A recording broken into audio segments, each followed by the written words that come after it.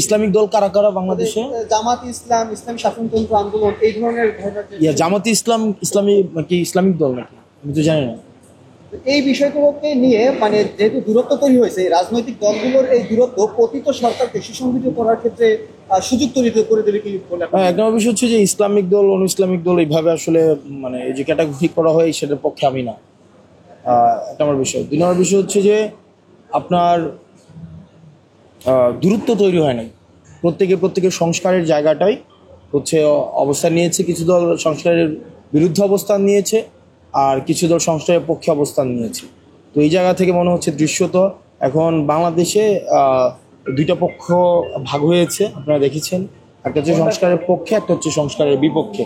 সংস্কারের পক্ষে যারা আছে যারা আছে তাদেরকে মনে হয়েছে তারা কাছাকাছি অবস্থান নিয়েছে, সংস্কারের পক্ষে যে আছে তাকে মনে হয়েছে যে সংস্কারের পক্ষ থেকে তারা দূরে চলে গিয়েছে। এক্সট্রিম মশার কয়েল প্ল্যান্ট ফাইবার দিয়ে তৈরি, ডেঙ্গু চিকুনগুনিয়া বাহি সহ যে কোনো মশার বিরুদ্ধে দেয় এক্সট্রিম সুরক্ষা। আচ্ছা, আমরা হচ্ছে জানেন সারা বাংলাদেশে আমাদের কিছুদিন আগে আমাদের যে কমিটিটা হয়েছে, আমাদের নির্বাচন কমিশনে আপনারা জানেন আমাদের রেজিস্ট্রেশন আমাদের একটা শর্ত ছিল, সেখানে সারা বাংলাদেশে একটা নির্দিষ্ট পরিমাণ জেলার লাগতো, তারপর হচ্ছে উপজেলা ছিল, আমাদের একটা তত্ত্বাবধায়ক কমিটি হয়েছিল।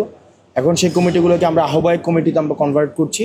সেই জায়গা থেকে আহ্বায়ক কমিটি যেন গঠন করা হয় সেটির জন্য হচ্ছে সিবি আহ্বান আমরা করছি সারা প্রত্যেকটি জেলাতেই। আমরা বরগুনার জেলার আহ্বায়ক কমিটির এর জন্য প্রয়োজনীয় দিক নির্দেশনা দিতে আজকে হচ্ছে এই জেলা পর্যায়ের সমন্বয় সভাটি হয়েছে, যেখানে বরগুনার 6টা উপজেলা থেকে প্রতিনিধিরা এসছে।